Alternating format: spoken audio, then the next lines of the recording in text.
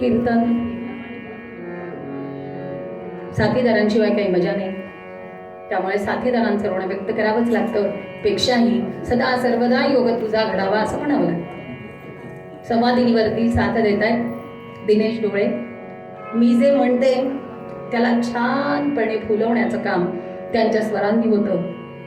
जेवढी ते स्वरांची बाजू चांगली सांभाळतात तेवढी ते तालाची बाजू उत्तम पद्धतीनं आत्मसात करून आहेत.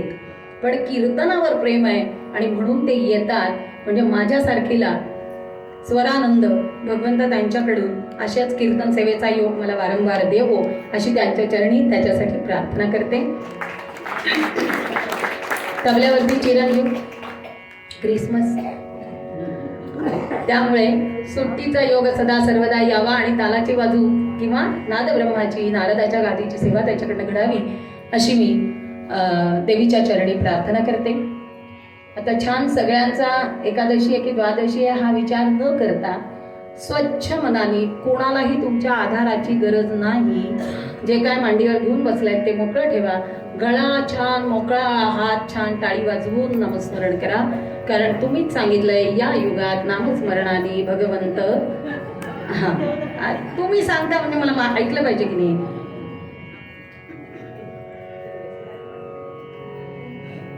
छान नामस्मरण करूया. आळ बसले, बळ बसले, बरं चाललंय म्हणून बसले. आता काय येणं बसावं लागतं, कॉलनीत आहे, बरं दिसत नाही, कसं का होईना बसलायत ना. आता बसलाय की नाही, मग त्याचा छान आनंद घ्या. सरळ सरळ. श्रीराम जय राम जय जय राम, श्रीराम जय राम जय जय राम,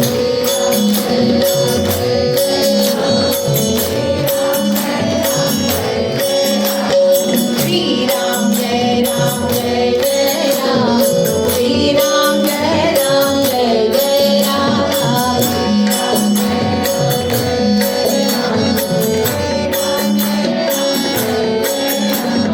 श्रीराम जय राम जय जय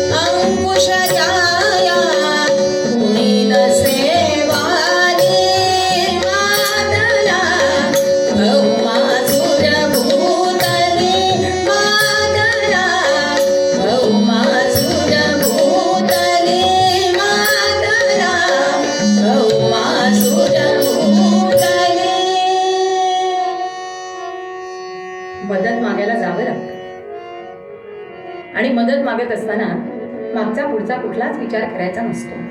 मग ते राजकारण असो,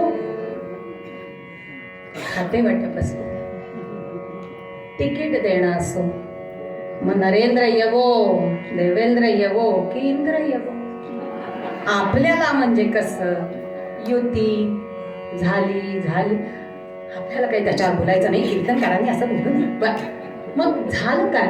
म्हणाले असा हा भौमासुर इतका त्रास देतो आहे, असा शिफारस पत्र घेऊन इंद्र भगवंतांच्या दारात आलेले. आणि भगवंतांच्या दारात आल्यानंतर भगवंतांना त्यांनी सांगितलं, म्हणाले किती अत्याचार करतोय तुम्हाला माहितीये का? किती त्रास आहे म्हणाले सगळा आम्हाला मदत करा. त्या भौमासुराचं पारिपत्य करा, त्याला मारा. आणि झालं. भगवंतांनी शिफारस पत्र स्वीकारलं, मदत करायची ठरली आणि निघाले. कुठे गेले? म्हणाले प्राग ज्योतिषपूर नगरात गेले. जाताना सत्यभामाबाईंना घेऊन गेले. म्हणाले तिथं गेल्यानंतर 16,000 सहस्त्र बंदिवानातल्या स्त्रिया आहेत, कोणीतरी त्यांच्या पार्टीचं बरोबर हवं. आता उगीच असले की आपण काय बोलू का बरं? जे ते ज्याच्या त्याच्या पार्टीची मध्यस्थी करणार की नाही, मग कसं? मग त्यांना घेऊन गेलेलं बरं असं म्हणून त्यांना घेऊन गेले. त्यांच्या मदतीनं युद्ध झालं, नरकासुराचं पारिपत्य झालं, तो गेला. आणि त्यानंतर या सगळ्या 16 सहस्त्र युवती आता मात्र गोकुळामध्ये आणलेली आहे. झालं. गोकुळ सोडलं, द्वारकेमध्ये आले. प्रत्येकासाठी वेगळे महाल सजले, सगळीकडे आनंद विजयोत्सव चाललेला आहे. सगळ्यांना खूप आनंद झाला. तिथून युद्ध जिंकून येताना आता तुम्ही माझं काम केलं म्हणजे थँक्यू म्हणलं पाहिजे की नाही, थोडं काही देणं घेणं झालं पाहिजे की नाही, एक तरी करार. मग एक करार फायनल झाला. म्हणजे कसं, आदिती माते याला इंद्राने सत्यभामाबाईंना पारिजातक फार आवडला. काय सुगंध आहे म्हणाले, आपल्याला हे पाहिजे. झालं. इंद्र महाराजांनी ऐकलं आणि आनंदानं पारिजातक सत्यभामाबाईंना दिलं. झालं. आनंदाने आणला, आपल्या अंगणात लावला. इतका आनंद झाला, बाई माझ्यामुळं झालं. तो लावला, छान त्याची निगराणी राखणं चाललेली आहे. आणि कोण आनंद, पण पारिजातकाचं झाड सगळ्यांनी बघितलं असेल है ना. ते असं नाही वाटत, ते असं वाटत. आणि सत्यभामाबाईंना असं वाटायला लागलं कायच करावं याचं आता, इतका आणला. आणि एक दिवस सत्यभामाबाई त्यांच्या फ्लॅटच्या गॅलरीतून खाली पारिजातकाकडे बघतायत आणि विचार करतायत, काय करू याचं. फुलबाग माझिया अंगणी बहरून आली, फुलबाग माझिया अंगणी बहरून आली. का पुण्या सवतीने सुमने घुडवून नेली, का पुण्या सवतीने सुमने घुडवून नेली.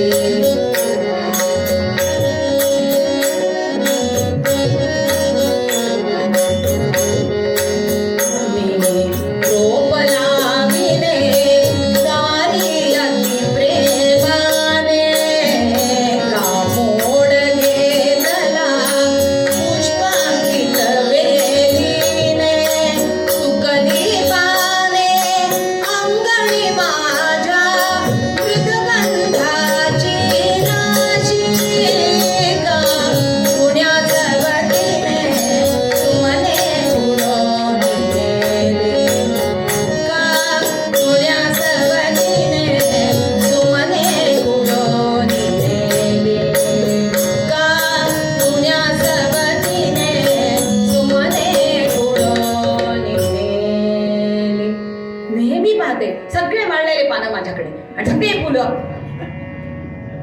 काहीच करावं, बाहेर काही गुराडाना तोडा ते. त्या ओढ्यात एक हितचिंतक आले. कोण म्हणून विचारा, श्रीमन्नारायण नारायण नारायण श्रीमन्नारायण नारायण नारायण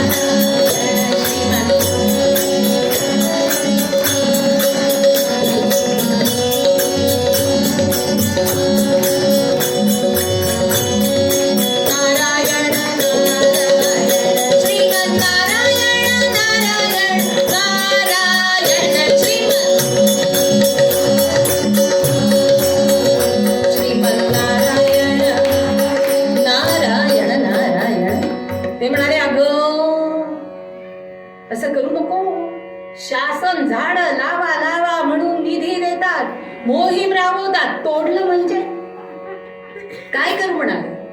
काय करू म्हणजे काय? पाहणं म्हणाले माझ्या दारात फुलं. नारद मुनी म्हणाले भक्तीचा जिव्हाळा. काहीतरी गडबड झाली बा म्हणजे. काय बोलावं, जास्तीचं काही बोलले नाही, गडबड होती. पटकन उठले, म्हणाले आलोच, बघून येतो म्हणाले नेमकं कुठं कधी काय कसं पडतंय ते. आणि नारद मुनींची स्वारी श्रीहरींच्या महालात येऊन पोचली. श्रीहरींनी पाहिलं आपला हितचिंतक किती छान. नारायण नामाला ऐकताच फुलली कळीच कृष्णाची, माझा नारदाला आता चिंता कशी राहायाची. काय म्हणाले? काहीतरी झालंय, बिघडलंय म्हणले काहीतरी. आजकाल सत्यभामेंच्या महालात जातो, येतो जातो, माझी दखल घेत नाही, आल्याचं नाही गेल्याचं नाही, जेवले बिवले तर दूरच. काय बिघडले ते काही कळेना. पण आता एकदम असं घरातलं वस्तूचं या जन्मी दान करायचंय. जन्मोजन्मी आपलेच तुझेच. आपल्या मनासारखं होतंय म्हणल्यावर आपल्याला अर्धे वाक्य ऐकू येत नाहीत बरं का. म्हणजे माझं असं घडतं, तुमचं घडतं का नाही माहित नाही, ते निम्म अर्ध ऐकूच येत नाही. त्यांनी जर सांगितलेलं असेल तर बस कर, तुला काय करायचं ते, बस संपलं, निर्णय आपला. इतकं सोपं. आणि त्यांनी सांगितलं दान कर जे आवडतंय ते. एवढंच वाक्य ऐकलं. मग म्हणाले पारिजातक पण माझ्या एकटीचा. भगवंतान पारिजातक दान करून टाक, जन्मोजन्मी तुझेच. कोण आनंद झाला. पटकन आदेश दिला. म्हणाले दानाची तयारी करा, कोणी सत्पात्री मिळतोय का दान घ्यायला ते बघायला जातो म्हणाले. आणि झालं. सत्यभामाबाई ब्राह्मण गल्लीत निघाल्या. तरा तरा तरा तरा ब्राह्मण गल्लीत जाऊन उभ्या राहिल्या पहिल्या दारी. भामा भुसे द्विजा जावोन दान घेता काय श्रीकृष्ण. कल्पना किती छान आहे बघा. दानात भगवंत द्यायला लागले. काय उत्तर दिली आहेत. हरिविजय हरिवंश वाचा, सुंदर उत्तर दिलेली आहेत. भामा भुसे द्विजा जावोन दान घेता काय श्रीकृष्ण. विप्रमणती तो सोवळा पूर्ण, आम्ही ब्राह्मण सोवळे. ते गोवळ्याचं पोर. विप्रमणती तो गोवळा पूर्ण, आम्ही ब्राह्मण सोवळे.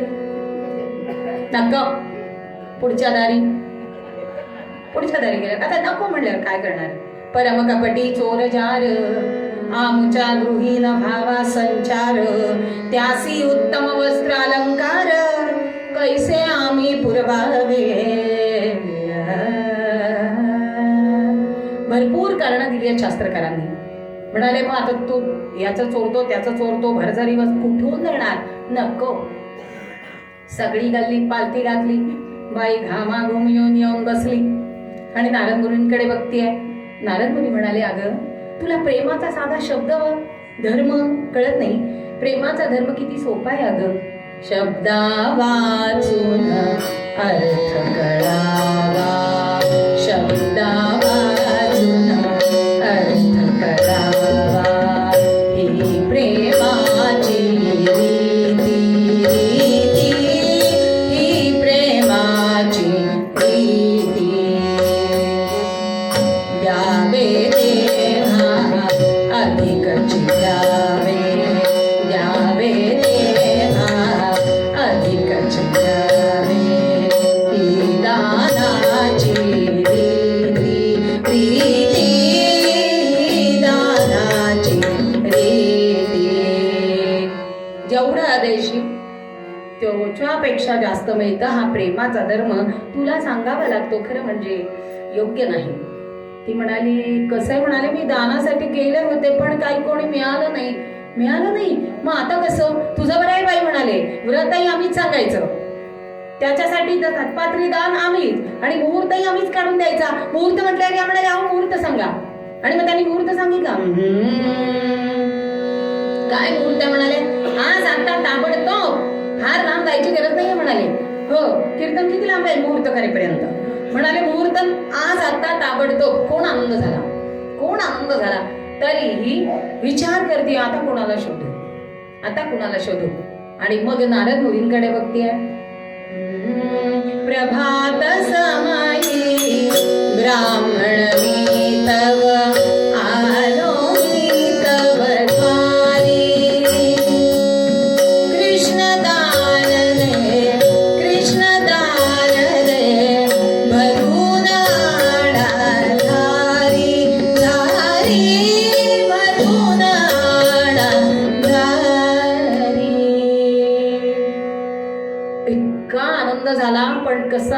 थोडं नाटक करावं लागतं. पटकन हो म्हणायचं नसतं.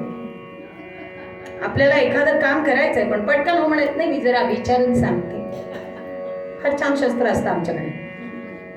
तसंच झालं आणि झालं शांत मनाने. आणि त्यांनी यांच्याकडे पाहून म्हणाले, कसं आहे आता तुझं व्रत मी सांगितल्यामुळे मला सतत ते दानात घ्यावे लागतील. घेतो आता आणि घेतो आता म्हणून त्यांनी झालं हातावरती गंध फूल अक्षदा भगवंत पारिजातका सह दान करायला बाई तयार झाल्या. कृष्णार्पण पाणी सोडलं आणि समोर भगवंत येऊन उभे राहिले. नारद म्हणती श्री कृष्णाचा माझ्या संगे विना उचला मोर पिसांचा मुकुट कशाला पंचामृताला करे बाजू बंदही काढून ठेवा. विणा उचललाय आता असे उभे सत्य महाबाईंना काय कळे ना माझे असं म्हटले होते की मी ते. आणि आता हे आणि आपल्याकडे पद्धत आहे घरातून निघालं की सांगावं लागतं येतो. तसंच झालं. असे उभे आहेत सत्य महाबाई अशा उभ्या. इथे नारद मुनी उभे आणि सत्य महाबाईंकडे बघून श्रीहरी म्हणताय धामे आता येतो आम्ही डोळ्यामध्ये कशास वाणी. धामे आता येतो आम्ही डोळ्यामध्ये कशाच पाणी. येतो का आता मात्र सत्य महाबाई थांबाव्या. काही समजे ना काय करावं. आता ज्यांनी एवढं रामायण घडवलंय त्यांच्याशिवाय पर्याय नाही. काय पर्याय नाही. नारद मुनींनी सुचवलं देवर्षींचे पाय धरून कृष्णासाठी करी विनवणी. देवर्षींचे पाय धरून कृष्णासाठी करी विनवणी. कृष्णा वाचून जीवन नाही. कृष्णा वाचून जीवन नाही. सांगा आता उपाय काय. सांगा आता उपाय काय. सांगा आता उपाय काय. हा म्हणाले तुम्ही यांना घेऊन चालले. तुम्ही तर म्हटले होते जन्मोजन्मी माझेच. अगं मी असं म्हणालो होतो या जन्मी दान कर पुढचे जन्मोजन्मी तुझेच. अगं बाई हो का. मग आता आता काय नाही. आता ते आमचे पुढच्या जन्मी. अय्या आता आता काय नाही. थोडी कळसोसा. असं कसं म्हणाले. ठेवा की त्यांना. म्हणाले दानात दिलेली वस्तू अशी परत मागत नसतात. मी खूपच भरजरी साडी नेसवली गुरुजी टेकवान परत द्या. असं नसतं. अशी पद्धत नाही. मग काय करावं लागेल. काय नाही एवढा जन्म सोसा. अरे बापरे. आता करता करता करता श्रीहरी दानात नारद मुनींना दिले आणि ते द्वारका सोडून चालले. ही बातमी व्हायरल व्हायला किती वेळ लागेल. धन्यवाद. म्हणजे अशी ही बातमी द्वारकेत पसरली. सगळे विचार करायला लागले. पहिला विचार कोणाचा आला मनात.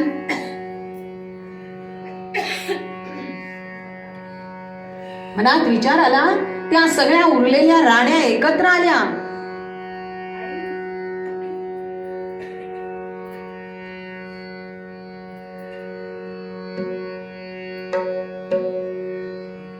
त्यांची युती झाली.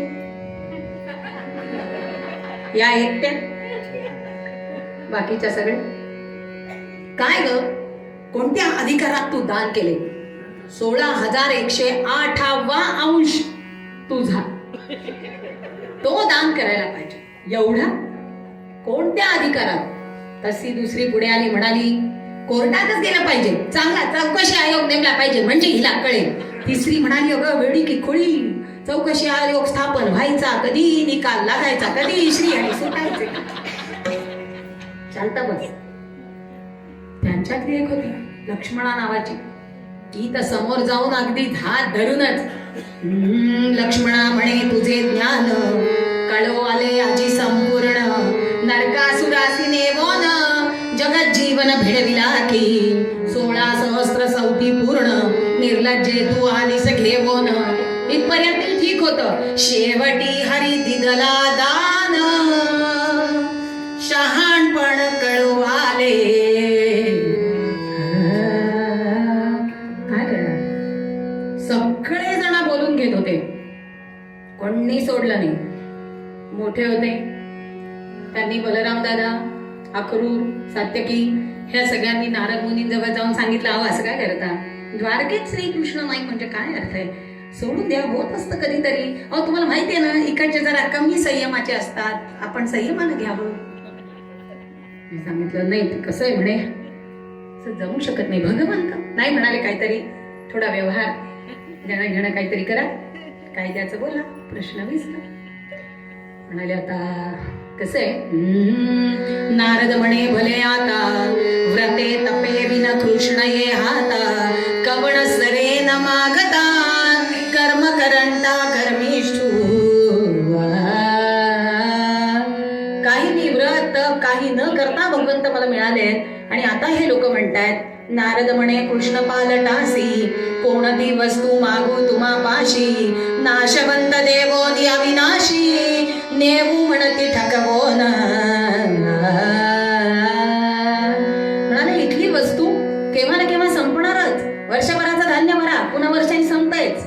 अशा नाशवंत वस्तूचं काय मागणी करावी म्हणाले. आणि हा असा अविनाशी मिळालेला माझा भगवंत मी सोडून द्यावा, पण काय करणार म्हणाले. आता ठीक आहे, एवढे सगळे मोठे माणसांनी शब्द टाकला, काहीतरी मधला मार्ग काढावा लागेल. आणि म्हणून नारद मुनी म्हणाले, ठीक आहे, काही हरकत नाही, श्री हरींच्या भारंभार सोनं द्या, सुवर्ण तुला करा. श्रीहरी एका पारड्यात बसतील, दुसऱ्या पारड्यात सोनं टाका, सोनं मी घेऊन जाईन, श्रीहरी तुम्हाला देऊन जाईन. सत्यभामाबाई म्हणाले, अय्या काय तोडगा काढलाय, सगळ्या नाण्यांपेक्षा माझ्याचकडे सोनं जास्त आहे, हे टाकते श्रीहरींना ठेवून घेते. जिव्हाळा ठेवून घेते म्हणाले. कोण आनंद झाला. आदेश दिलाय सत्यभामाबाईंनी, सुवर्ण तुल्याची तयारी करा. कल्पना करून बघा हो, व्यवहार व्यवहार म्हणजे किती.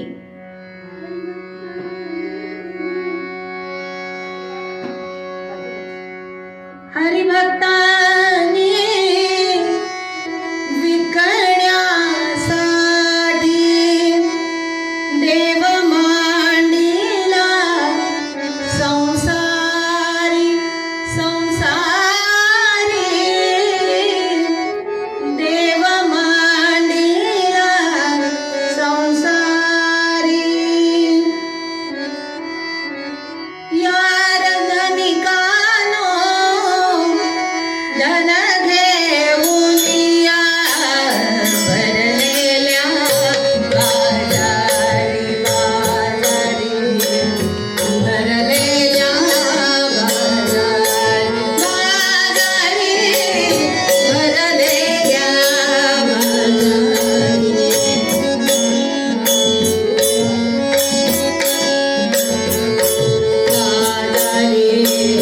भरलेल्या बाजारी, बाजारी भरलेल्या बाजारी. श्रद्धेच्या पारड्यात श्रीहरी भारी जड झाला, विकत घ्यावया वित्त सांडले, विक कुबेराला.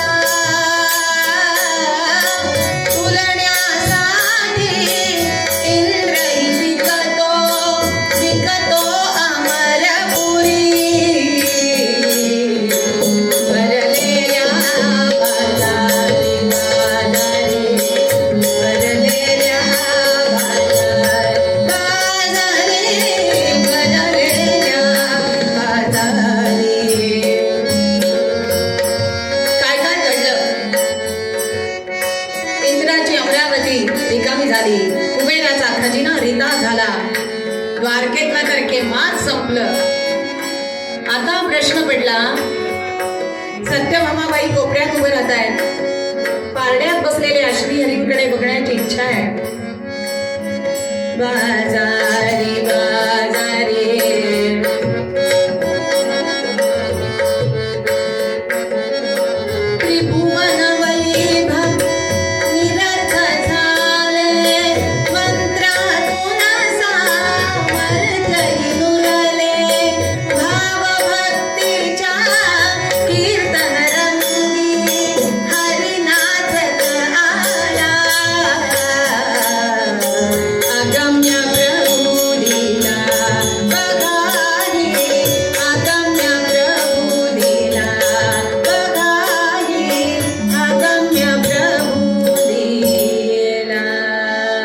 नाचत आलेत, पारड्यात बसलेत आणि सगळं धन आलेलं दुसऱ्या पारड्यात टाकणं झालं. तसं सत्यभामाबाईंनी त्यांच्याकडे बघितलं, म्हणाले काय हे, थांबा ना तुमची लीला. श्रीहरी असे बसलेत, आपल्याला काही भय यातलं कळत नाही.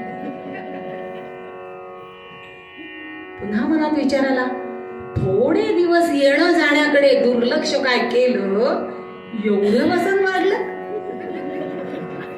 काही कळे ना सत्यभामाबाईंना आणि मनात विचार करतायत, सुवर्ण द्वारावतीचाच राणा, सुवर्ण भारे तुलिता तुलेना, आश्चर्य वाटे मग भामिनीला, अभिमान सारा गळून गेला गोपाल कृष्ण भगवान. संपला सगळा अभिमान आणि आता विचार करतायत, जिच्या मत्सरापायी हे सगळं घडलं त्या आदिशक्ती कुठे आहे. एवढं झालं व्हायरल, यांना कसं कळलं नाही. कळणारच नाही, त्या कवरेज क्षेत्राच्या बाहेर होत्या. त्यांचं 3 दिवसाचं मौन व्रताचं अनुष्ठान चाललेलं होतं, त्यामुळे त्यांना उपासनेला दृढ झालं, संपलं. बाकी त्यांचं काही चिंतन नव्हतं. आता त्यांच्याकडे जाण्याशिवाय पर्याय नव्हता. प्रभू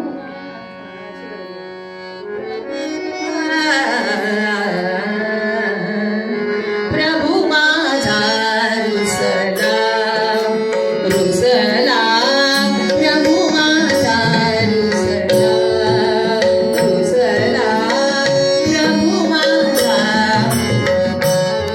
रुक्मिणी मातोश्रींकडे आल्या आहेत, जे काय झालं ते सांगितलं आणि सगळ्यात महत्वाचं त्या आल्या आणि चरणावरती मस्तक ठेवलं. रुक्मिणी मातोश्रीने विचार केला, अहो आश्चर्य, कसं काय. रुसला प्रभू माझा रुसला, रडवेली झाली धामली रुक्मिणीच्या महाली, धामली रुक्मिणीच्या महाली. बाईसाहेब, अनुष्ठान सोडा, आपलं अधिष्ठान द्वारका सोडून चाललंय. मोठ्या माणसांनी जेव्हा एखादं शरणागत येतं त्यावेळेला मागचं विसरून त्यांना आधार द्यायचा असतो. रुक्मिणी मातोश्रींनी हात ठेवला, म्हणाले काय काळजी करू नको, मी आहे. नाही तर आपण असतो तर, म्हणून आपण आहे. त्यांनी काही म्हटलं नाही, मागचं काढलं नाही, धुणं उणं काढलं नाही, काय नाही, काय काळजी करू नको म्हणाले, मी आहे. हेच आपल्याला कथा नकातून शिकायचं असतं. बरं सोडून द्या पटकन, म्हणजे पुढचा मार्ग सोपा होतो. आदिशक्ती हसली, आदिशक्ती हसली. उभ्या राहिल्या, साखरीचं तामण मोठं बरं असं हळदी कुंकवाचं पाळं, गंध अक्षदा फूल असं छान तामण हातात घेतलंय. सत्यभामाबाईंना सांगितलं, चल. आदिशक्ती हसली, वृंदावनी गेली. तुळशी वृंदावनाजवळ गेले आहे. हळद कुंकू अक्षदा, गंध लावलं, फूल वाहिलं, पाणी घातलं, 3 प्रदक्षिणा घातल्या, हात जोडून उभ्या राहिल्या आहेत. तुळशीची मंजिरी कुडाली, प्रभू माझा. तू काही काळजी करू नको, आपले प्रभू आपल्याच बरोबर राहतील. भक्तीचा जिव्हाळा आहे ना. पक्व झालेलं तुळशीपत्र तामणात घेतलं आणि सत्यभामाबाईंच्या महालाकडे दोघी जणी निघाल्या. श्रीहरींनी पारड्यात बसूनच पाहिलं, अगं बाई, आता त्या मला नेमकं ओळखतात, शब्द वाचून अर्थ कळावा अशी प्रीती आहे म्हणाले. त्यामुळे तिला कळणारच. आता कसं तिला कळणार? आणि झालं. रुक्मिणी मातोश्रींनी काहीच केलं नाही. श्रीहरींकडे फक्त बघितला, मनोमन नमस्कार केला आणि पारड्याजवळ आलेले आहे. तुम्ही बघा, श्रीहरींचं पारडं खाली आहे, सगळं सुवर्ण टाकलंय, ते सगळं अजून वरच आहे. आता ते असं व्हायचंय, एवढ्यासाठी चाललंय. रुक्मिणी मातोश्री तिथे समोर गेल्या, सगळं सुवर्ण बाजूला केलं. पक्व तुळशी पत्राला जागा ती किती लागते, थोडस सरकवलं आणि ते पक्व झालेलं पान पारड्यात ठेवलं ना. मात्र आदिशक्तीने भक्ती तत्व दे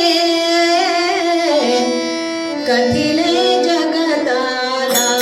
बघा हो काय घडलं, ते पारड असं होतं, तुळशी पत्र पडलं, हरी हलका झाला. बघा हो हरी हलका झाला. अगाध लीला भगवंताची, अगाध लीला,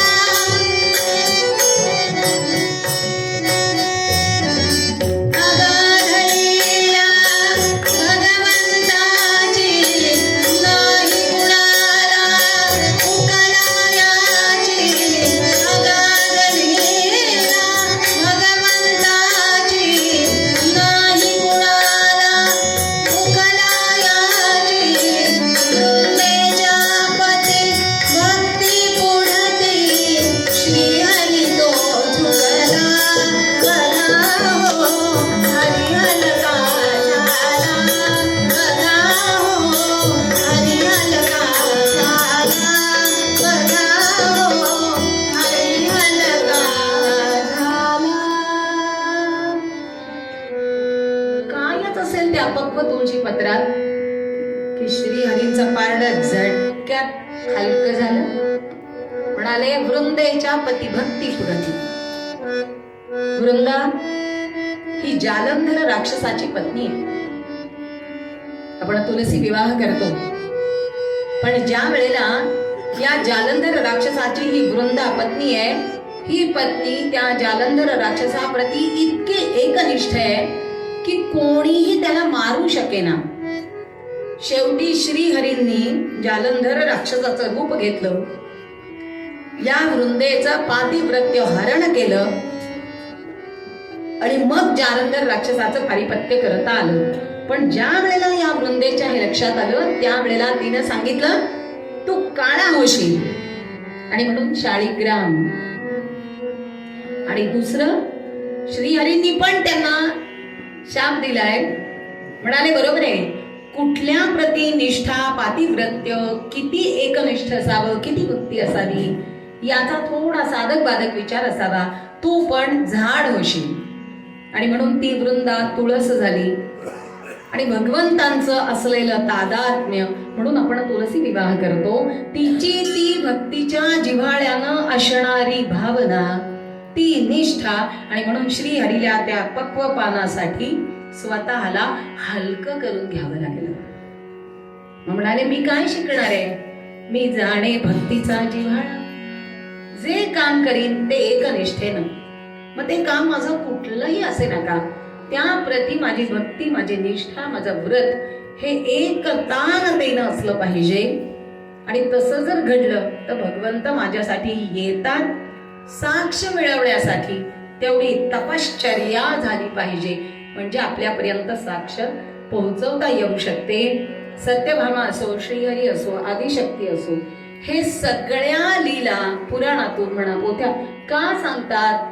केवळ आणि केवळ आपण आचरण कसं करावं, या आचार धर्म, अनुसरण आणि अनुकरण याच्या प्रती आपण निष्ठा ठेवावी, या भावनेपोटी हे सगळं सांगितलं जातं. छान आजची कीर्तन सेवा शाकंभरी देवीच्या चरणी अर्पण करताना पूर्व पद्यात तुकाराम महाराज म्हणाले तसं, जाणे भक्तीचा जिव्हाळा, जाणे भक्तीचा जिव्हाळा, तोची दैवाचा पुतळा,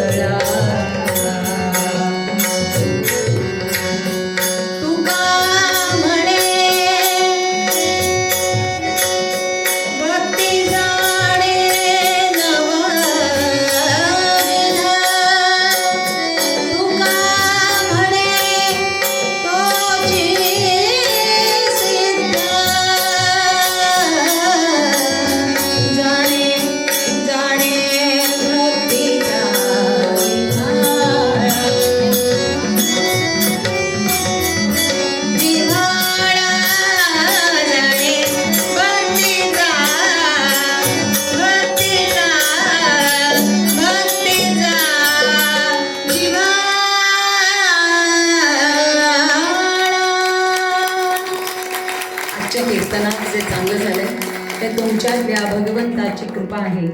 जे चुकलं असेल ते मोठ्या मनानं क्षमा करा. माईक व्यवस्थेनं माझा आवाज अत्यंत देखणा पोचवला. त्यांच्या प्रति ऋण व्यक्त करते, मंडळाप्रती ऋण व्यक्त करते आणि भगवंताला एकच मागणं मागते. अहंकाराचा वारा न लागो राजसा मला, कुण्याही जीवाचा न घडो मत्सर. जे चांगलंय ते तुमच्या भक्तीचं प्रतीक आहे. एकच मागणं मागू, हे चिदानंद देगा